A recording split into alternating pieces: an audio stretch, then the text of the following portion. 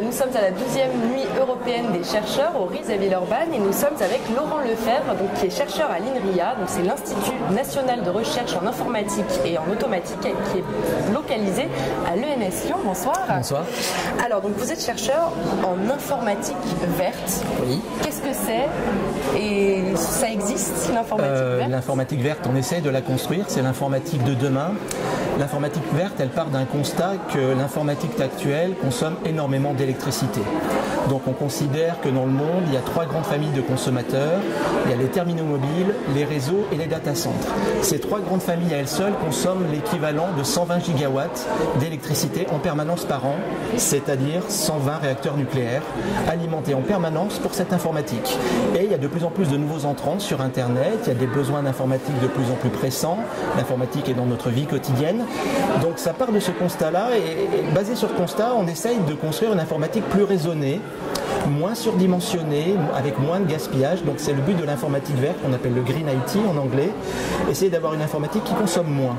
Donc en prenant en compte l'aspect matériel, le matériel est très important, mais aussi l'aspect logiciel. Il va falloir combiner les deux pour créer une informatique qui consomme moins en permanence, tout en répondant aux besoins des utilisateurs. Le but, c'est pas non plus de sanctionner les utilisateurs, on veut garantir la même qualité de service, la même qualité d'expérience, mais avec une utilisation plus raisonnée.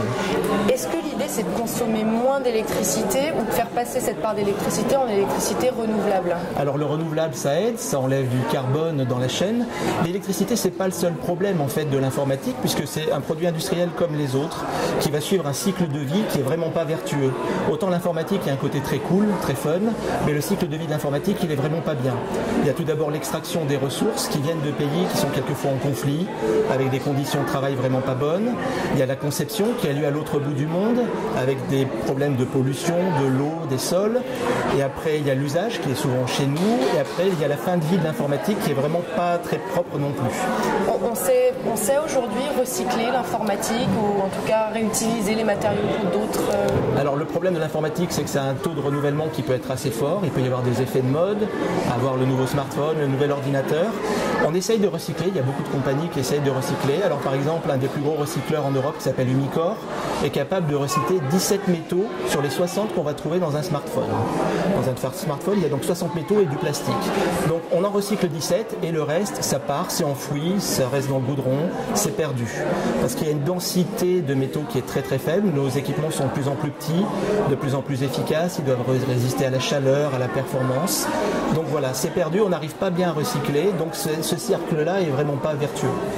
Et il y a des pistes justement sur la réutilisation, pas le recyclage, mais la réutilisation de ces pièces où on peut... Alors oui, il y a tout l'aspect réparation, il y a beaucoup d'associations qui se mettent sur la réparation, la réutilisation, pour essayer de remettre dans le marché des matériaux d'occasion qui sont encore valides. Et puis surtout, il y a des travaux sur la substitution. Quand on va concevoir l'informatique, on va essayer de substituer des métaux qui sont un peu critiques, où il y a des stocks au niveau mondial qui sont vraiment pas très importants, par d'autres métaux. Et ça, c'est un vrai travail de recherche de très longue haleine. Le thème de la soirée, c'est impossible.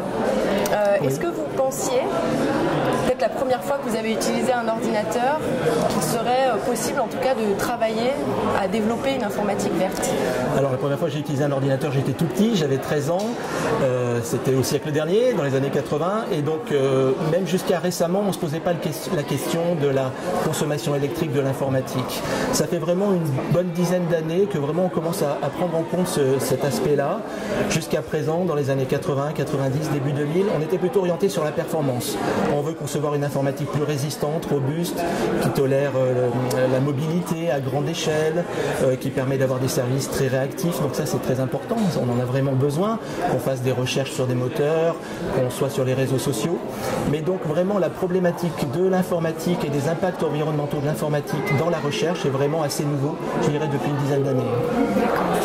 Et à quel horizon est-ce qu'on peut voir le développement d'une informatique verte et à quel degré on peut considérer que l'informatique est devenue verte? Alors l'horizon, c'est un peu difficile de le dire. On peut remarquer que de plus en plus de chercheurs académiques et industriels s'intéressent au sujet. Alors pour les industriels, il y a aussi un besoin d'avoir une étiquette verte, mais pour les chercheurs, vraiment, il y a un but d'avoir un impact de masse assez significatif. Donc la recherche amène des pistes d'espoir, donc notamment à l'INRIA, à l'ENS de Lyon, on travaille là-dessus, concevoir de nouveaux logiciels avec les nouveaux matériels qui vont permettre d'avoir cette réduction énergétique. Donc par exemple, l'INRIA a participé à un projet qui s'est terminé en 2015, qui s'appelait le projet Green Touch, qui a démontré qu'on pouvait concevoir les réseaux de l'Internet avec un facteur 1000 de consommation en moins. Donc les chercheurs sont capables de le construire, on a réussi à prototyper ça. Maintenant, on demande aux industriels de créer les produits et d'être assez motivés pour essayer de vendre leurs produits aux clients. Souvent, les clients ne sont pas très sensibles à ça non plus. Ils préfèrent avoir le nouveau smartphone que le nouveau smartphone qui consomme moins. Mais donc, il y a de la piste de recherche. Merci beaucoup, Laurent Lefebvre. Donc, en attendant l'ordinateur biodégradable qu'on espère que vous nous développerez, on se retrouve très bientôt pour une nouvelle émission. N'hésitez pas à vous abonner à notre chaîne YouTube, donc Capital Live, pour suivre d'autres vidéos. À bientôt. Au revoir.